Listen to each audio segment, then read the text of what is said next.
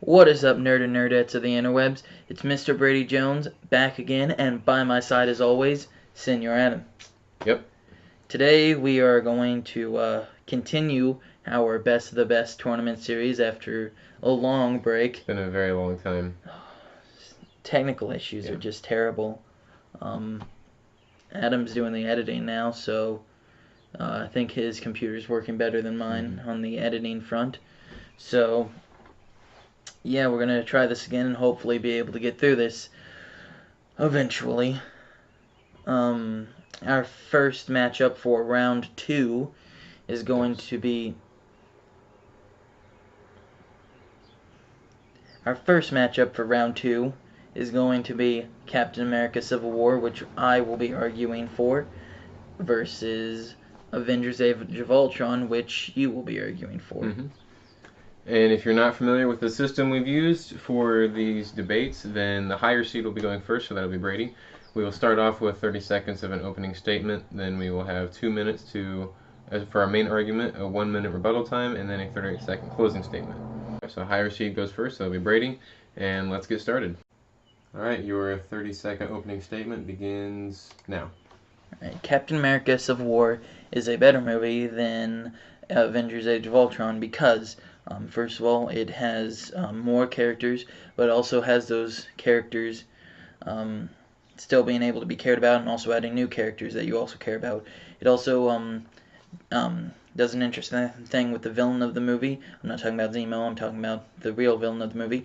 And then third of all, it is able to connect to the MCU but not also be something that's kind of different than the rest of the MCU. Alright. My 30 seconds will start right now. Now, Avengers Age of Ultron is a better movie than Captain America Civil War for many reasons, one of which being that this is the actual baseline for the whole conflict of Captain America Civil War. We see several new characters introduced that have very lasting effects in the MCU, especially in Infinity War. We see some major contact with the Infinity Stones, and we also have a very interesting villain in Ultron, which I'll go into in my main argument. And my 2 minutes shall start now. Alright, Civil War, better than Age of Ultron. You have more characters. They take characters that were introduced in Age of Ultron, like Scarlet Witch and Falcon.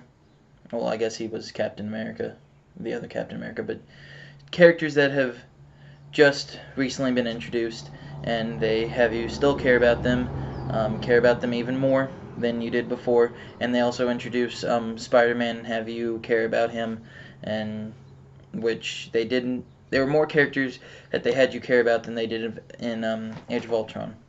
Also, the villain. I'm not talking about Zemo. Zemo was a terrible villain. Yes, he was, Adam. I will fight you on that. The real villain of the movie is the way that they use the political divide that's in our nation, and they use that as a baseline for the movie. The whole idea is it's all about your political beliefs on who you think the villain is. If you believe in freedom over security, then you're on the side of Captain America. If you believe in security over freedom, then you're on Tony Stark's side. And they take that, they take that political divide that is in our country, and they use that as a baseline for the movie, and I think that's fantastic. I think that's a really creative idea, and I think that's amazing. Now, the third point that I want to make is that my movie fits into the MCU really well compared to Age of Ultron. Age of Ultron, it's the last movie that Joss Whedon did, and it feels different than all the other ones. For instance, you have the post-credit scene of Thanos getting the gauntlet. That wasn't in there because Thanos has the gauntlet made right before the events of Infinity War, I guess. And also the whole Thor scene, which ended up not being tied to Ragnarok at all, which it was supposed to. Anyway, that's my points. Are we going to be able to tie in stuff about Infinity War? Yeah, I think so. Okay. Yeah, you can tie Because it now in that movies. because it didn't come out before when we started making this, and so now as I'm making that point, I'm like, should we be able to include it? Yeah, interesting. Okay. Alright, if you think we can, then yeah, I think you can. Alright. Alright, my 2 minutes. We'll start right now.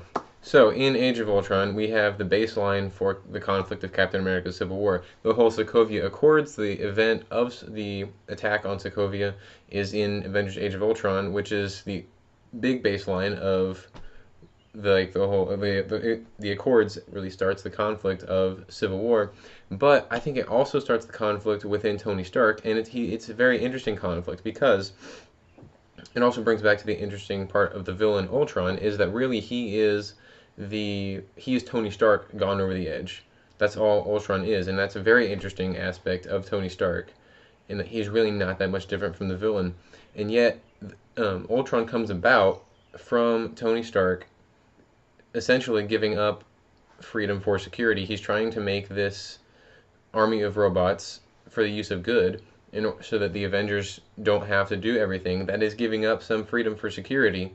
And yet, in Civil War, he tries to change all of that by giving up even more freedom for security.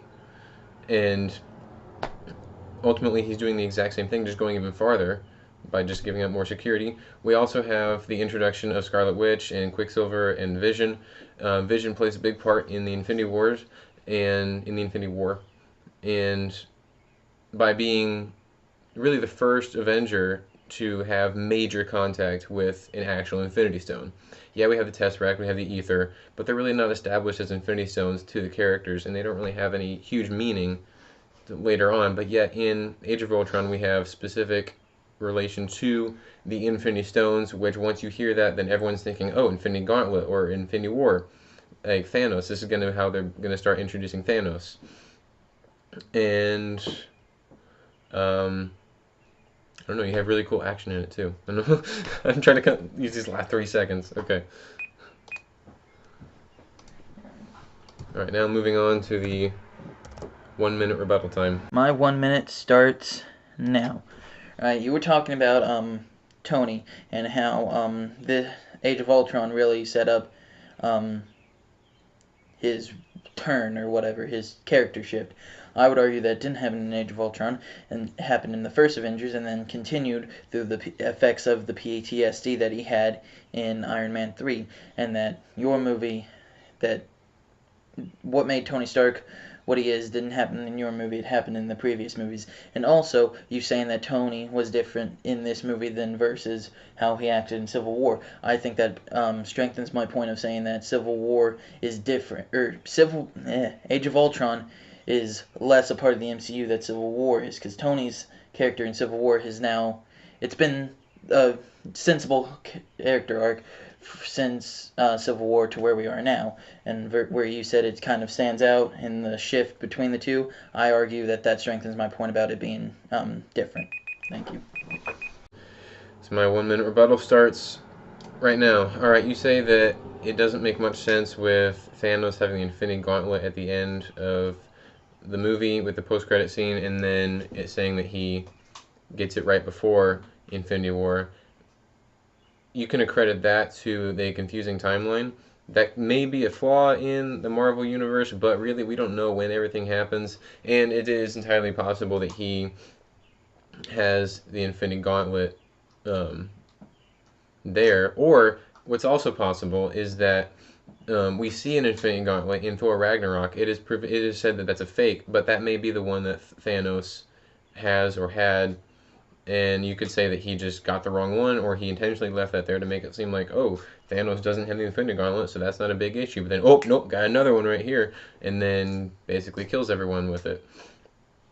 And that's really my only rebuttal. It's the only thing that you said that I could attempt to refute for this movie. Alright, so at this point, we will have the 30-second closing statement. So my closing statement is going to start now. Alright, Captain America Civil War is better than Avengers Age of Ultron because there's more characters, and there's more characters that you actually care about. It has a better, more intriguing villain that's not Zemo. Zemo was terrible at him. I'm going to argue with that to the death. And also, my movie fits better in the MCU than yours does. And the Russos directed it, and the Russos are really the head of the MCU besides Kevin Feige, so yeah. My 30-second closing statement begins right now. Avengers Age of Ultron is a better movie than Captain America Civil War for many reasons. The first of which I didn't point out earlier, but Brady did, is that this is a Joss Whedon movie, and he is about as MCU as you can get. Sorry, but he is. And you have the baseline for a conflict of this Captain America Civil War, your movie. You have the introduction of several new characters, and you have characters directly tied to the Infinity Stones, which have played a big part in Infinity War. Joss Whedon jumped ship to the DCEU. Sometimes you gotta be a hypocrite when you're in debate. I almost yelled it out, but I was like, oh, I can't yell. It's your time. I feel terrible. Alright, thanks for watching this video, and let us know in the comments who you think won this debate. Head over to Facebook, and you'll have a week to vote on which movie moves on to the final four. And look for our next video in a couple of days, and you'll be ready to vote for that one too. We'll be sure to like this video, subscribe to our channel, follow us on Facebook at Speaking of Nerds, follow Brady on Twitter at Mr. Brady Jones.